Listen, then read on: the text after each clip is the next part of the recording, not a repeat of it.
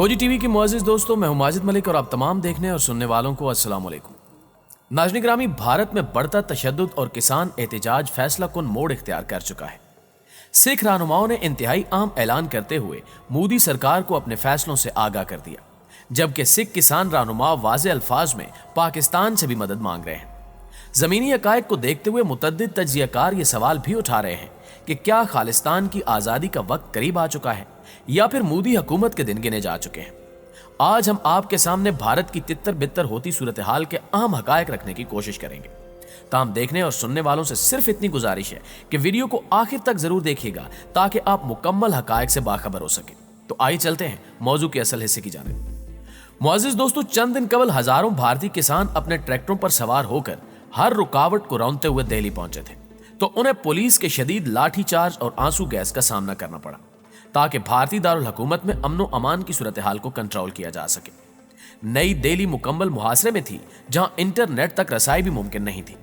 2 माह से पुरअमन एहतजाज जारी था, मगर यह नरेंद्र मोदी की हुकूमत के खिलाफ सबसे ज्यादा पुरतशद्दुद मुजाहरा था। मोदी हुकूमत किसानों को उन कवानीन में किसी हद तक रियायत देने की ऑफर कर रही थी जिनका मकसद ज़राई शोबे की ओवरहालिंग करना था, मगर किसान इन कवानीन की मुकम्मल मनसूखी से कम पर किसी सूरत राजी नहीं थे। सितंबर 2020 में मोदी हुकूमत ने जो कवानीन मुतारिफ करवाए थे, किसानों के नजदीक उनकी मदद से कारपोरेट सेक्टर उनकी जमीनें हड़प कर जाएगा। ताहम एहतजाज उस वक्त बेकाबू हो गया जब भारत का यौम जमहूरिया मनाया जा रहा था। मुआशी बदहाली और कोविड के साथ साथ ये किसान एहतजाज मोदी की लीडरशिप के लिए एक बड़ा चैलेंज बनकर सामने आया।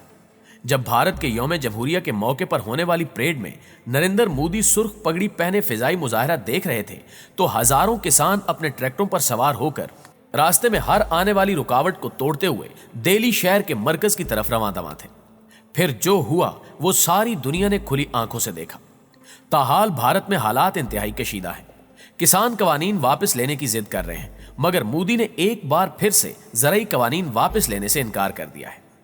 ताज्जुब की बात यह है कि मोदी ने इस हवाले से इंतहाई सख्त रविश अपना रखी है, जिस पर बाज माहिरीन कहते हैं कि मोदी को किसी मगरबी मुल्क ने ऐसा करने का कह रखा है। दोस्तों, यहां आपको ताजा तरीन इतलात से आगाही देते चले कि गुज़श्ता रोज भारतीय किसान यूनियन के रहनुमा राकेश टिकैत ने ऐलान किया है कि भारतीय हुकूमत के जालिमाना ज़राई कवानीन के खिलाफ अब 4 लाख नहीं बल्कि 40 लाख ट्रैक्टर रैली निकलेगी। भारतीय मीडिया के मुताबिक रियासत हरियाणा के शहर क्रोकशितर में बुलाएगी किसान महापंचायत में किसानों से खिताब करते हुए भारत की किसान यूनियन के लीडर राकेश टिकैत ने कहा कि किसान तहरीक अब आगे बढ़ती रहेगी और ये पूरे मुल्क में फैलेगी। अब 4 लाख नहीं बल्कि 40 लाख ट्रैक्टर रैली निकलेगी। सिर्फ नारे नहीं, हम मुजाहिरा करेंगे। इस ऐलान के बाद सिखों के जोशो जज्बे और नकलो हरकत में वाज़े इजाफा देखा गया, जिसने मोदी सरकार को बड़ी मुश्किल में डाल दिया है, क्योंकि सिख कौम अपने कौल पर अमल जरूर करती है और अगर 40 लाख ट्रैक्टर भारत की सड़कों पर एक साथ निकल आए तो फिर इन्हें रोकना नामुमकिन होगा, जिससे भारत की ना सिर्फ मईशत डूब सकती है बल्कि मोदी हुकूमत का तख्ता भी उलट सकता है। जबकि सिख किसानों के एहतजाज के हवाले से एक और अहम खबर यह है कि सिखों के एक रहनुमा मनप्रीत सिंह ने पाक आर्मी और हुकूमत तक एक अहम पैगाम पहुंचाते हुए मदद की दरखास्त की है। मनप्रीत ने एक वीडियो पैगाम में पाकिस्तानी हुकाम को याद दिलाया कि कैसे भारत ने 1971 में जंग छेड़कर बांग्लादेश को पाकिस्तान से अलहदा करवाया था। मनप्रीत सिंह ने मजीद कहा कि सिख किसान एहतजाज के मौके को इस्तेमाल करते हुए पाकिस्तान को चाहिए कि वो सन 71 का बदला लेते हुए खालिस्तान आजाद करवाए। मेरी पाकिस्तानी हुकाम से दरखास्त है कि पाक आर्मी और पाकिस्तानी हुकूमत सिखों की मदद करे और हमें मोदी हुकूमत से छुटकारा दिलाए। नाज़रीन ग्रामी, मनप्रीत सिंह के इस बयान पर दुनियाई सियासत में एक अजीब हलचल सी महसूस की जा रही है और माहिरीन के ख्याल के मुताबिक अब सिख मुसम्मम इरादा कर चुके हैं कि वो हिंदुओं के साथ नहीं रह सकते। इन्हें एक आजाद वतन की जरूरत है। यह सूरत हाल भारत की सलामती के लिए बड़ा खतरा बन चुकी है, क्योंकि भारतीय किसानों की जानिब से चलाई जाने वाली एहतजाजी तहरीक ने आलमी शोहरत हासिल कर रखी है। यहां तक कि इस तहरीक ने एक इंटरनेशनल गुलकारा की तवज्जो भी हासिल कर ली। इस गुलकारा ने किसानों की हिमायत में चंद ट्वीट्स लिखे, जिस पर हिंदू इंतहा पसंद जमातों ने उस गुलकारा के खिलाफ मुनज़्ज़म कार्रवाइयां शुरू कर दी हैं। रेहाना और ग्रीटा के लिखे गए ट्वीट्स के रद्द अमल में भारतीय कौम प्रस्तों ने रऊनत से दुनिया को याद दिलाना शुरू कर दिया कि वो एक कदीम तहजीब और खुद मुख्तार मुल्क है और बैनुल अक़वामी सतह पर जाने पहचाने फनकारों और इंसानी हकूक के मुहावजों से उन्हें लेक्चर सुनने की जरूरत नहीं। اور یہ کہ بھارت کے اندرونی معاملات میں مداخلت برداشت نہیں کی جا سکتی۔ گلوبل ولیج کہلائی جانے والی آج کی دنیا میں بھارتی دانشوروں کا بیرونی مداخلت کے خلاف ایسا واویلا حیران کن ہے۔ 1950 کی دہائی سے بھارت اپنے نام نہاد سافٹ امیج کی بہت ذہانت اور مہارت سے مارکیٹنگ کرتا رہا۔ لاٹھی ٹیکتے گاندھی کی تصاویر اور اس کی عدم تشدد والی تحریک نے اس ضمن میں کلیدی کردار ادا کیا۔ سر جنگ کے دنوں میں کمیونسٹ بلاک کا لاڈلا ہوتے ہوئے بھی بھارت خود کو دنیا کی سب سے بڑی جمہوریت کی حیثیت میں اجاگر کرتا رہا۔ اس کا دعویٰ رہا کہ انسانی حقوق اور جمہوریت کے چیمپئن ہونے کے دعوے دار یعنی امریکہ کے قریبی اتحادی مارشل لا یا شہنشاہیت کے بوجھ تلے دبے ہوئے ہیں۔ وہاں کے شہریوں کا کوئی والی وارث نہیں، مگر بھارت میں اس کے برعکس جمہوری عمل تمام تر توانائی سے بروئے کار ہے۔ ناظرین گرامی، سر جنگ کے اختتام کے بعد بھارت نے اپنے متوسط طبقے کی بے پناہ تعداد کی طرف توجہ دلانا شروع کر دی۔